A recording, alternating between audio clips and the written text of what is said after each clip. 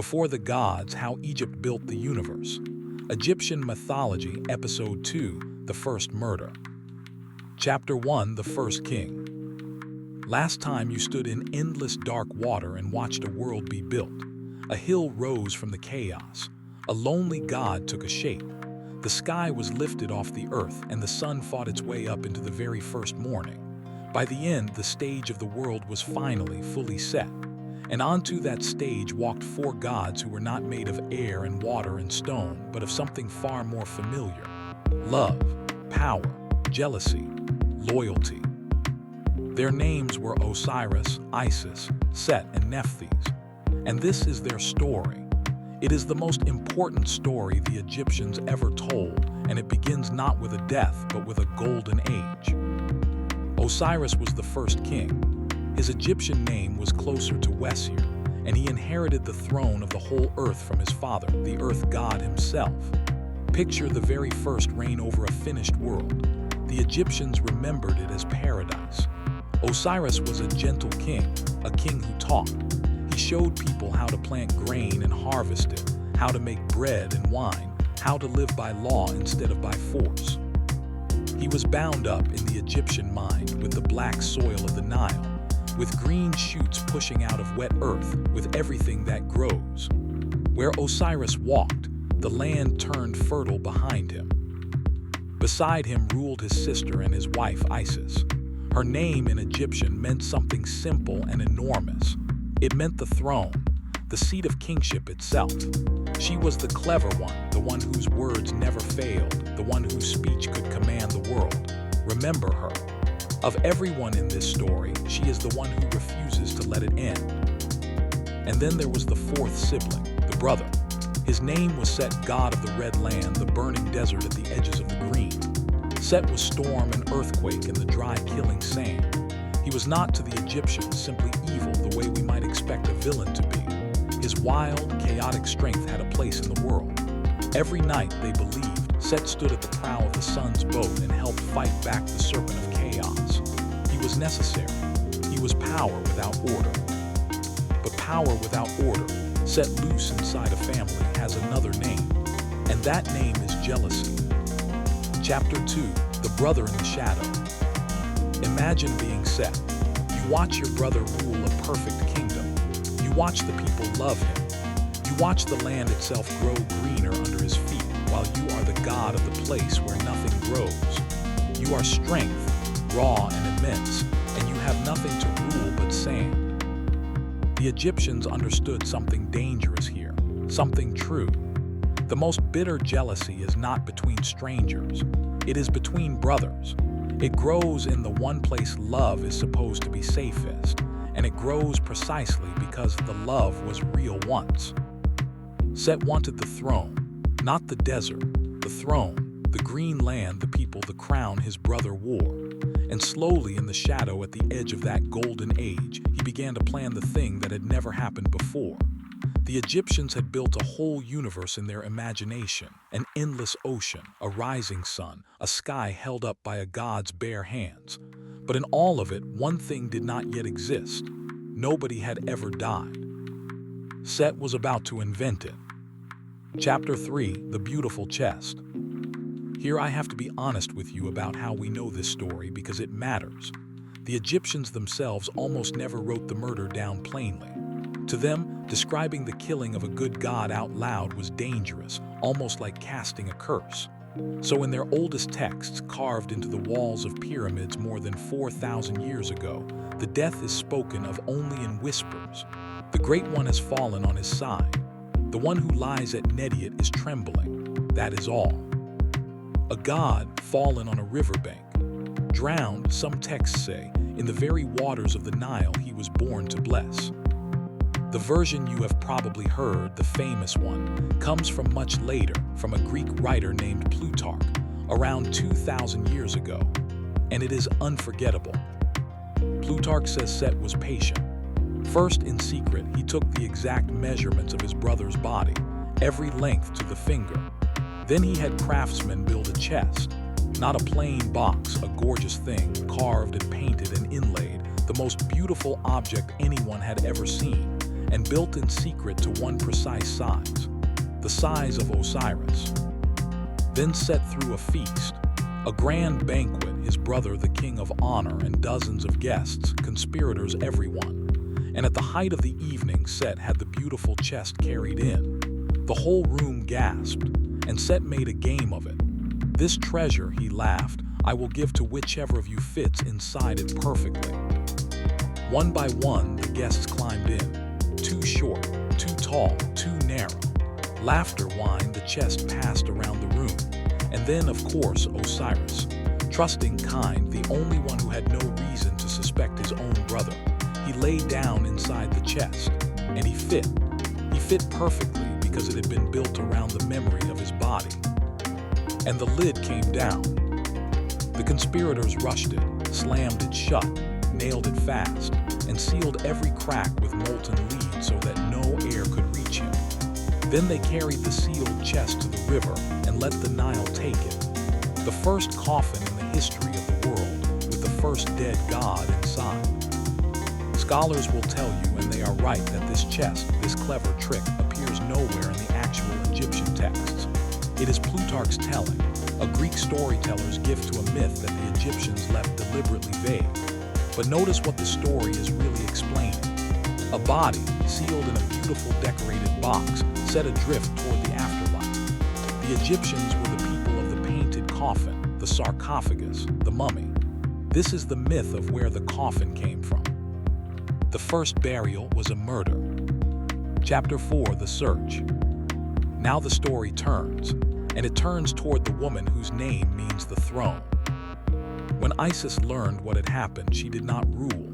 She did not raise an army. She grieved, and then she searched. The oldest Egyptian hymn we have to Osiris describes it in a single aching line. She sought him without ever tiring. She roamed the whole land crying out, and she did not rest, not once, until she found him. She and her sister Nephthys wandered the marshes together, wailing, two women looking for a body. And the Egyptians turned that image into something permanent. At every funeral for the next 3,000 years, two women would stand at the head and the foot of the dead and mourn, and they were called the kites, after the sharp crying birds of prey that wheel over the river. Two grieving goddesses, forever searching. Every Egyptian who ever died was mourned by women playing Isis and her sister, still looking for Osiris. In Plutarch's version, the search becomes an odyssey. The sealed chest, he says, floated all the way out to sea and across to the coast of Lebanon, to a city called Byblos, and washed against the roots of a young tree.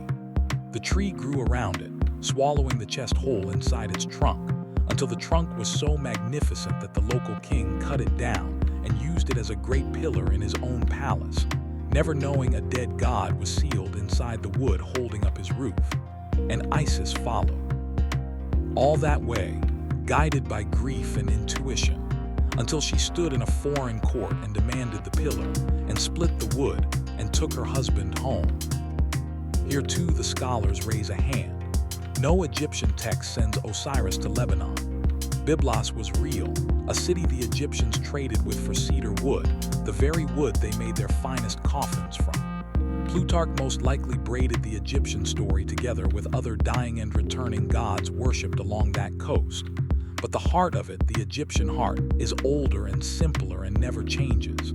She looked for him, across the whole world if she had to, and she found him. Chapter 5, the 14 pieces. But finding him was not the end. It was barely the middle. Because Set was not finished. The Egyptians believed that to live forever, your body had to stay whole. An intact body was the vessel your soul could come home to. And so Set, hunting by moonlight, found the recovered body of his brother and did the most terrible thing the Egyptian imagination could conceive. He tore it apart. He cut Osiris into 14 pieces, and he scattered them, flung the length of the whole country so that they could never be gathered again. This was not anger anymore. This was an attempt to erase a soul from existence forever. The number is not random. 14. The Egyptians counted 14 days for the moon to fade from full to dark, and Osiris was tied to the moon as much as to the river. His body, broken into 14 pieces, was the moon going dark, night by night, light leaving the world. And so Isis began again. A second search, harder than the first, for 14 scattered fragments of the man she loved. This time her sister helped, and so did a new figure stepping quietly into the story, the jackal-headed god of embalming, the one who tends the dead.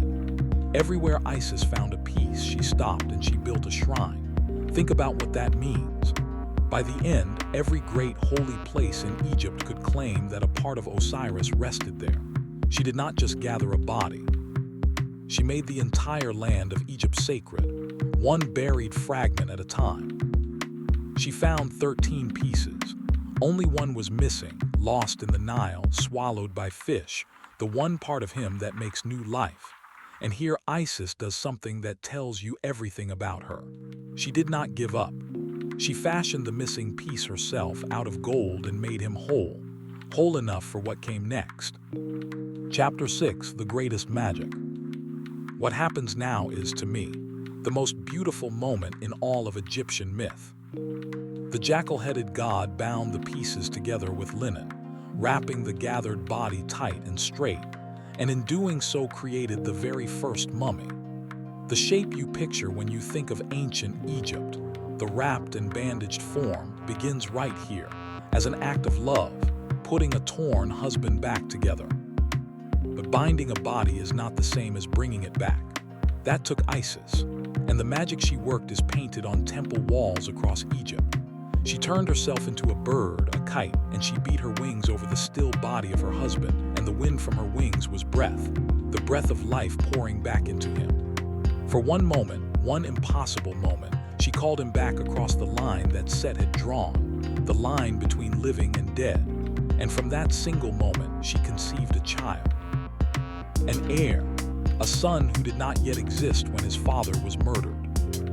But understand what this resurrection was and what it was not. Osiris did not get up and take back his throne. The Egyptians were too honest for that. Death, once it entered the world, could not simply be undone. Instead, Osiris was changed. He passed down into the underworld, the hidden land they called the Jewet, and there he was crowned again, not king of the living, but king of the dead, lord of the underworld, the one every soul would one day stand before. The first being ever to die became, forever, the ruler of everyone who ever would.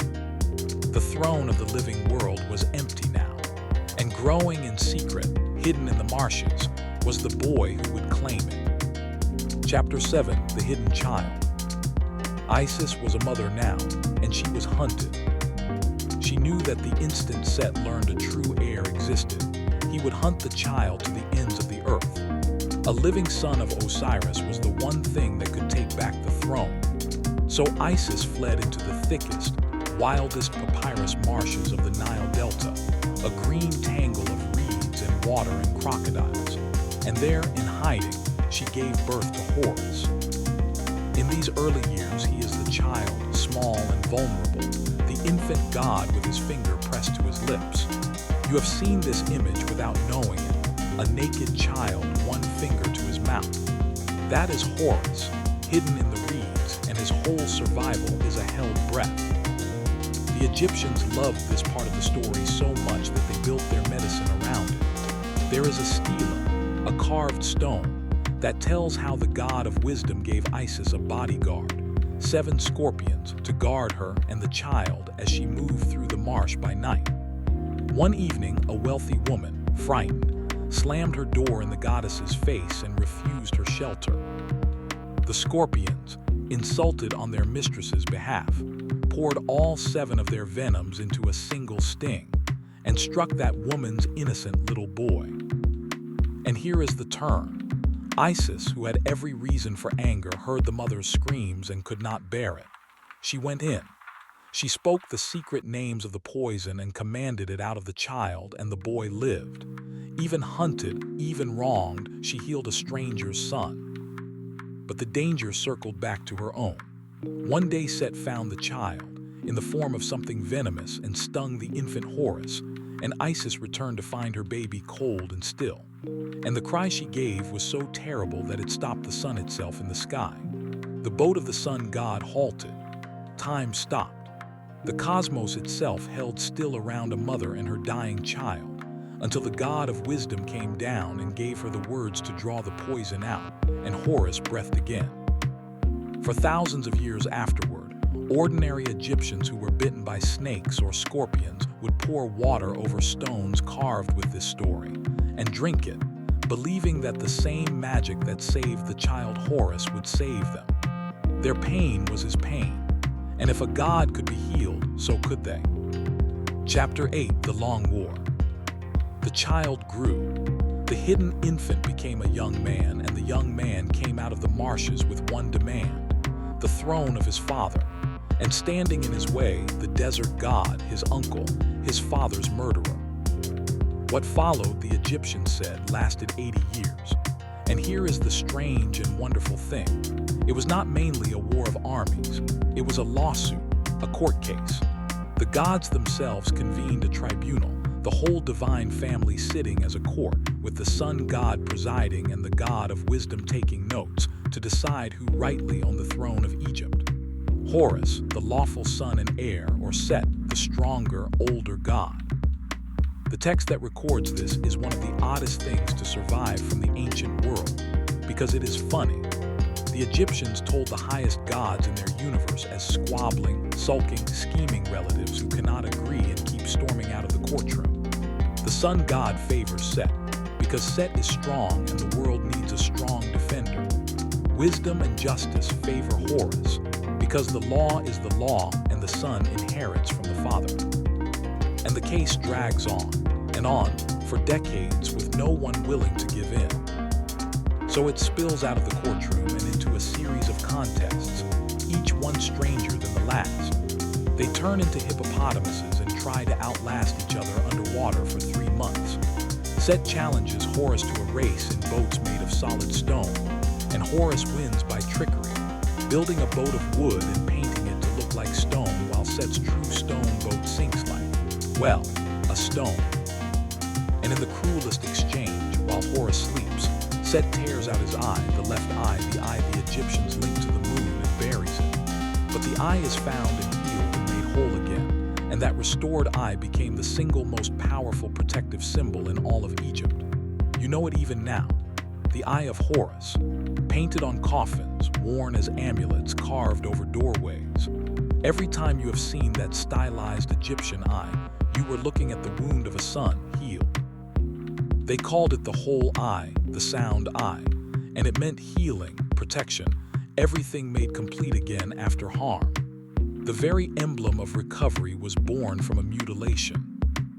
The contest grinds toward its end with Set humiliated again and again. Every scheme to prove himself the master turned around against him by the cleverness of Isis and the wisdom of the court.